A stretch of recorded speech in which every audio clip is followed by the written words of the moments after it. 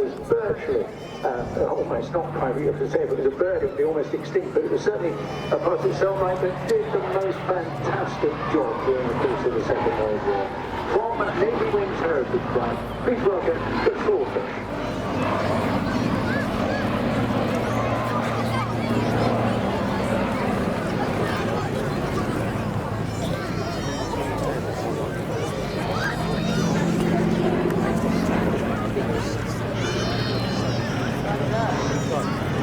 One of the most important aircraft that the Navy had ever operated.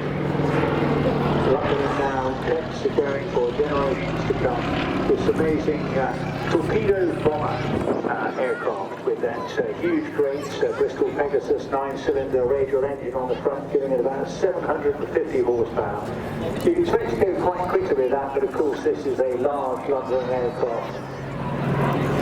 Referred to as the string bag, a little bit more about that later, but in the hands of Mark Jameson today, able to show you the dexterity and capability of this marvellous machine.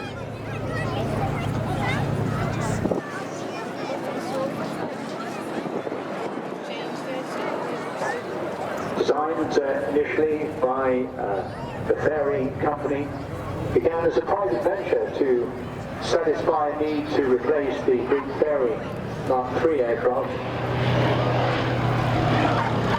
The original design plan was what would have been known as TSR-1, the torpedo spotter reconnaissance aircraft, but then redesigned a bit together with the Bristol Pegasus engine, producing this TSR-2, which first flew in 1934. Taken into service in 1936.